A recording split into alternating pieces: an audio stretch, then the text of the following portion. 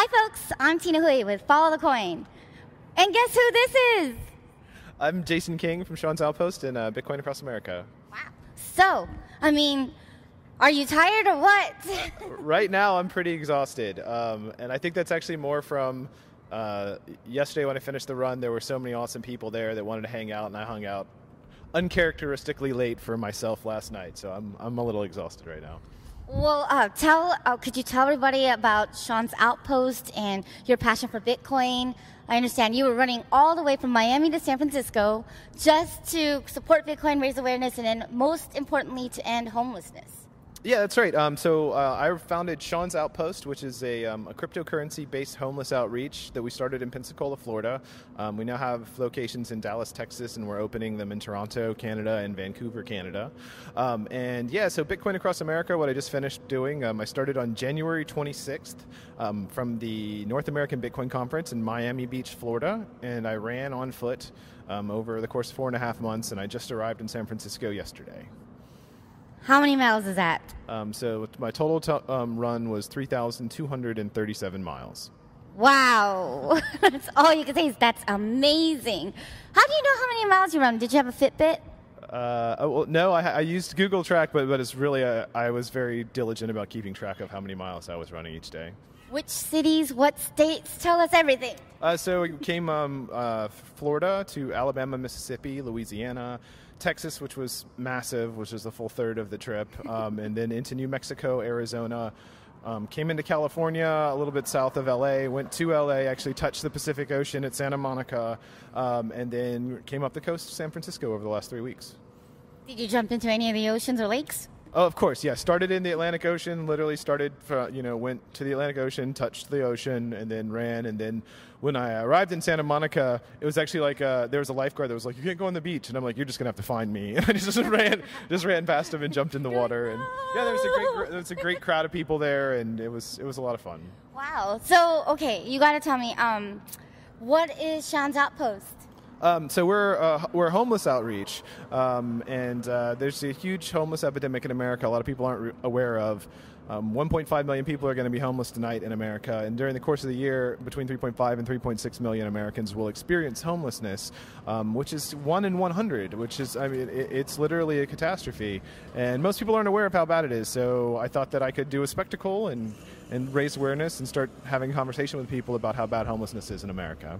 So I understand your 1-year anniversary was in March, and you guys have Satoshi Forest. You've got all these great initiatives. Will you come to San Francisco? Is there other, cities that is being considered? Well, yeah, we're talking. Basically, people will approach us and say, "Hey, we've got a homeless problem here too. Are you guys willing to help us out?" And so we're in talks with actually several cities that are interested in starting something similar to Sean's Outpost there.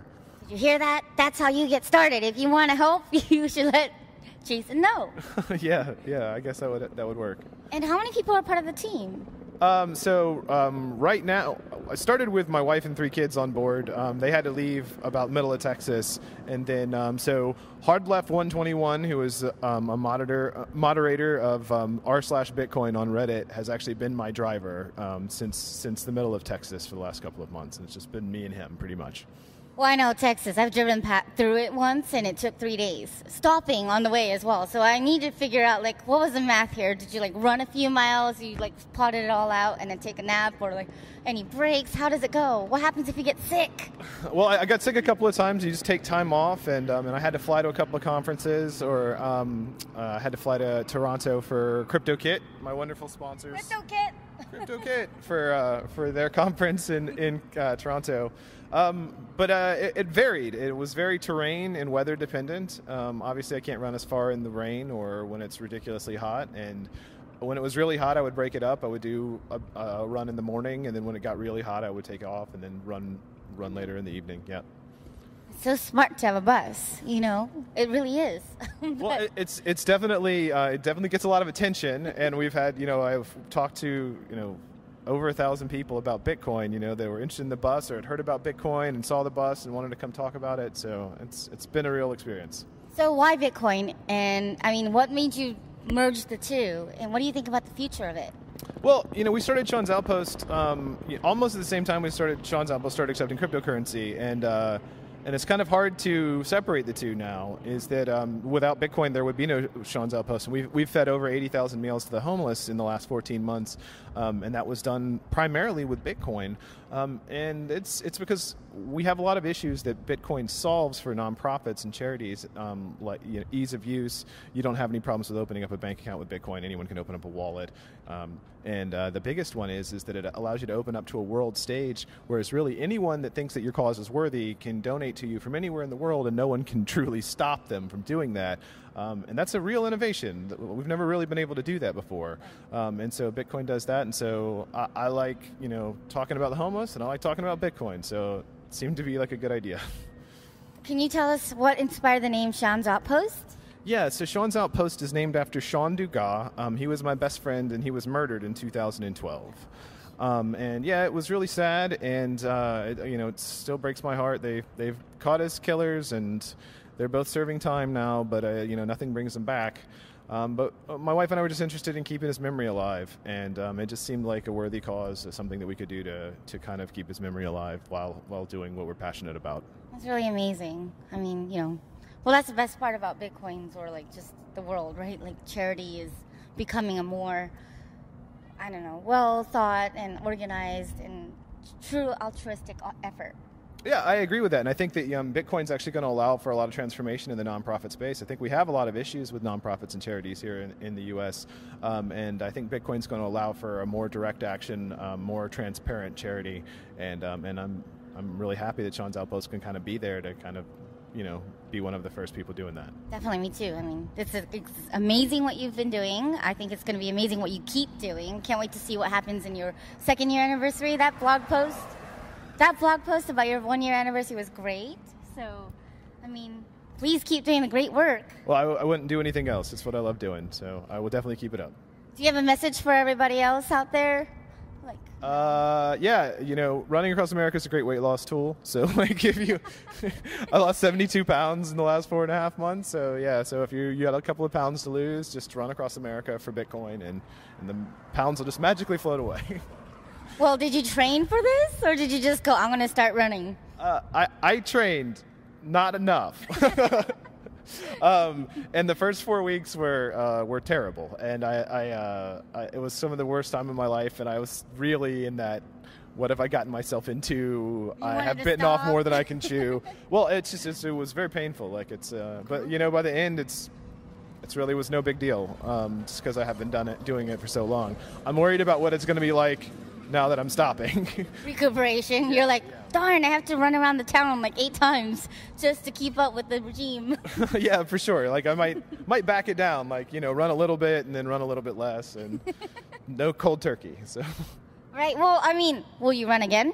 Yeah, I love it. I love running. I don't know that I'll run across the country again, but, people have actually, Bitcoin companies have talked to me about running across Europe, running across South America, and running across China. So who knows what the future holds? Well, we can't wait. If you are going to run, we want to be there. Next time we'll race. Yeah, I'm not a big racer, It's okay, you'll win. It's okay. That's the whole point. And then we'll know I'm out of shape and you're way in shape. But, okay, so one last question. Okay. Are you a fan of Forrest Gump? Wow, that is really original, and I would not have. No one has ever made that reference in the whole 4.5 months. Actually, I love Forrest Gump. It's great. Actually, I have Run Forrest Run on the front of the bus, and also when I got here, they all had "Stop Forrest Stop" signs. So. That's San Francisco. Yeah, it was great. The BitPay team that did my finale party or end of race party was really awesome. They were great. It was a lot of fun. So, I mean, what was the best and the worst parts, memorable parts of the trip? I know I said one last question, but... Yeah, no, it's fine. The most memorable, I don't know. I mean, I enjoy talking to people about Bitcoin, and I enjoy talking to people about, what the homeless issue is, and just getting to meet so many wonderful people, and that, there are Bitcoiners everywhere. People in the smallest towns came up to talk to me about Bitcoin, and I think that means that Bitcoin's really growing, that the reach is getting out there. It's not just in San Francisco. It's not just in Miami, it's in Hondo, Texas, which is, as small as it sounds. Yeah. The worst thing is, like, being separated from my kids for the last couple of months has been really hard, and I just I didn't physically prepare as well as I should have, but I really didn't mentally prepare for it. Like, it was very lonely, and I think it's going to be good for me with the work I do for Sean's Outpost, because I think I have an interesting perspective on what it would be like to be a permanent vagrant, right. And to constantly be transient. And it is, and I had a bus, and I felt very lonely and very disconnected. And so I'm sure, it is 10 times worse for those that are not doing it by choice.